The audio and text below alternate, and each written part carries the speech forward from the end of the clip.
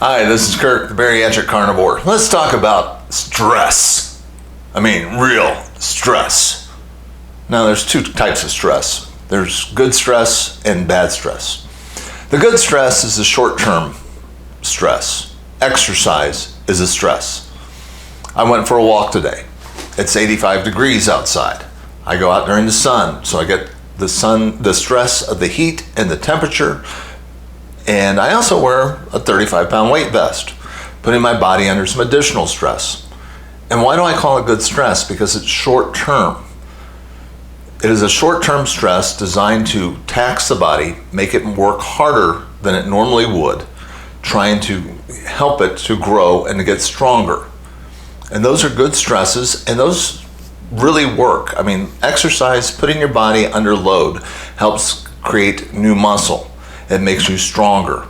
And while exercise itself is a stress, because it's short term, it goes away and leaves you stronger on the back end. There's other types of good stresses. Getting out of your comfort zone, learning how to do public speaking, going to parties, introducing yourself to strangers. That type of short-term good stress, getting a little bit out of your comfort zone for a potentially good cause, is actually a very positive stress because it's short-term and it has benefit. And as a result, when we see those, it's kind of like going on down a roller coaster. We get that temporary fear, but when it's all said and done, we feel that sense of elation afterwards. So there's stress inherent within the roller coaster, but there's a sense of elation. So we get kind of both feelings going off at the same time. And that type of short-term stress with a positive outcome is a really good thing. So these are good stresses in our lives, and we need more of them. And the more you tax your body for short periods of time. I mean, you can overdo exercise. You can overstress your body with exercise. You can push yourself outside your comfort zone all the time and overdo that too.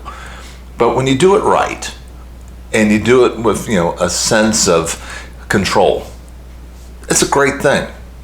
And I don't think anybody's going to say that exercise is a bad thing in moderation. But there are people that can do ultra marathons and work out in the gym 3, 4, 5, 6 hours at a day, and that's probably a bad stress because their body never gets a chance to recover. But as long as you're building in a period of recovery where you're not under stress, that's a good thing.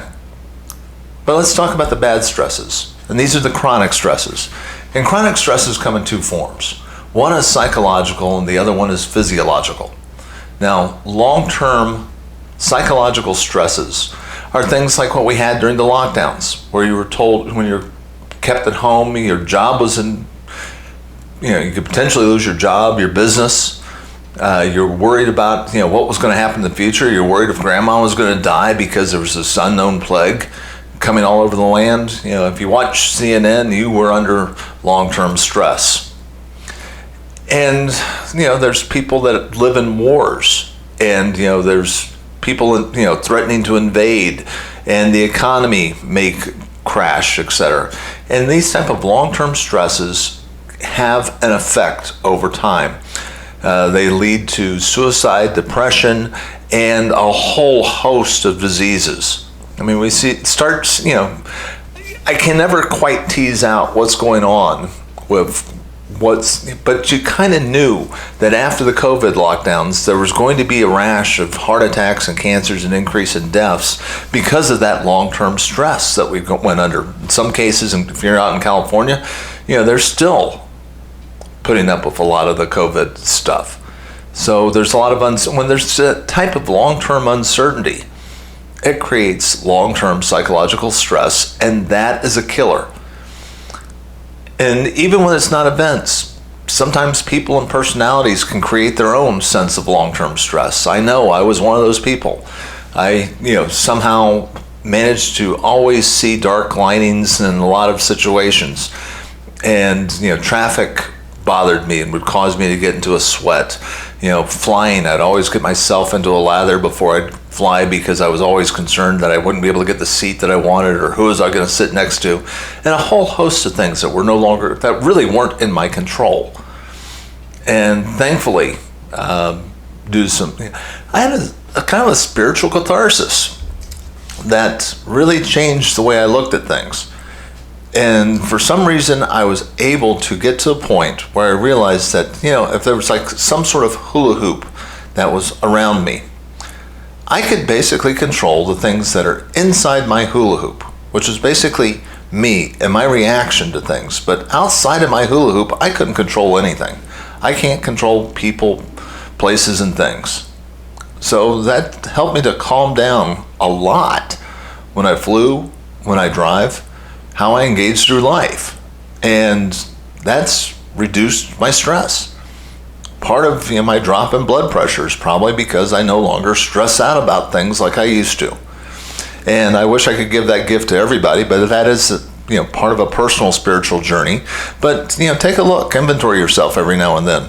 See if you're engaging in chronic undue stress psychologically from just reacting to people, places, and things around you.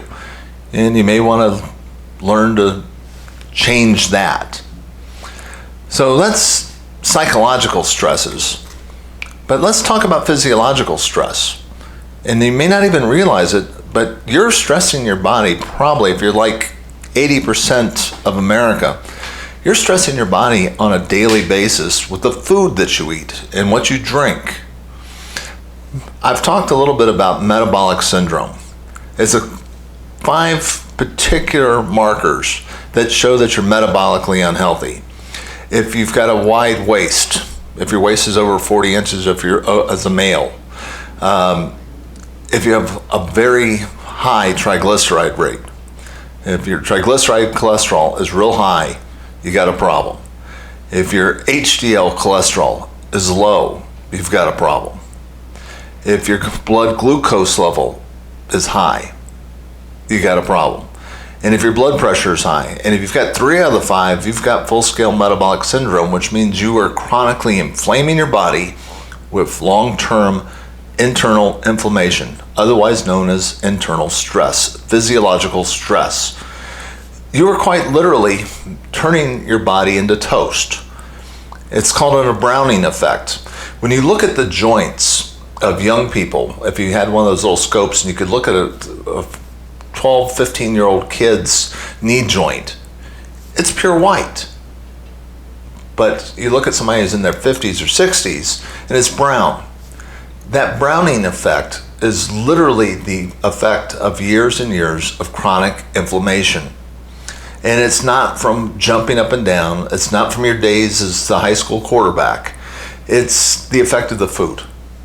See, when you eat carbs and sugar and highly inflammatory things, you're inflaming your system. And the best way to create a low inflammation diet is keto and carnivore, where you reduce your overall carbs from, who knows where they are in your daily life right now. But when they reduce down to 20 to 50 grams of carbs per day, you're going to notice a major reduction in inflammation. The markers for metabolic syndrome will all start going away. It is amazing how quickly this happens. And what's really amazing is how many people that are on carnivore. I mean, you would think that somebody's chronic knee pain would go away after somebody lost weight. And it's just got to be the effect of the weight. But what happens with a lot of people when they switch over to keto or carnivore is within 5 days, they may have lost a few pounds, but all of a sudden they notice that their knee doesn't hurt as bad as it used to, which means it's not the weight. They reduce the amount of inflammation in the system. And it's not just 1 or 2 people reporting that, it's hundreds if not thousands. I see it time and time again. When you look at the comment pages on YouTube videos from people, you keep seeing it time and time again, where people's life, they've had the same pain for 20, 30, 40, 50 years, and suddenly it goes away in just a couple of days once they just change their diet. So give it a try. there's really no downside to spending 3 months on a very low carb diet and nothing to do but gain. If it works for you, if all of a sudden you wake up one day after about 5 days on this diet and you realize, I don't hurt, that is a great thing. And it hopefully will start getting you on a journey where you can embrace the low carb lifestyle. I've noticed it time and time again. I used to wake up every morning with just really bad back pain where I'd have to do a bunch of stretching just to be able to get out of bed. And that went away. And it seems almost miraculous until you realize that what I was doing was stressing my body through the diet. And once you change the diet, you get rid of the carbs, you get rid of those inflammatory foods, particularly sugar, wheat, and vegetable oils. And you get those out of your diet, which means basically you're ending your relationship with processed foods. And you just start eating pure meat, it goes away. What have you got to lose? Give it a shot. Give it a try. You know, if you've had that experience, if your pain has gone away after you've switched to it, would you do me a favor? Leave a comment below. Let other people know that I'm not just smoking something and giving a bunch of woohoo type stuff. I mean, there are people literally all across the planet who have had long-term issues with arthritis pain and have it go away. People have been saved from having to get knee replacements. I mean, we're not talking about bone-on-bone type stuff where you really need a knee replacement, but we're talking about that point where they were just starting to have the pain where it was getting really chronic and it was every day and it was almost debilitating. They switched diets in time and they're able to avoid having knee surgery. And that's a great thing. That is a win. It saves them a lot of potential hassles.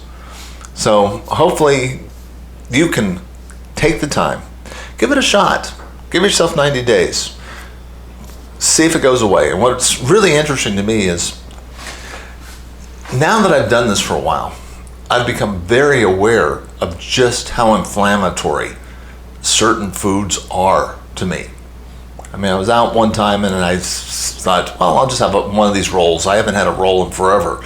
And the next morning, it felt almost like a hangover. My back was hurting again, and I was stiff. And I realized, wow, I'm really kind of sensitive to that stuff. And I realized that I was ingesting it every day. No wonder I hurt so much back then. So thankfully, it went away pretty quickly, but I became very aware of the drag that comes from eating a bunch of carbs. So if you like this message, please hit the like, subscribe button, leave a comment below. The more people we get into this community, the more people we can share this message with. This is Kirk, the Bariatric Carnivore. We'll talk to you tomorrow.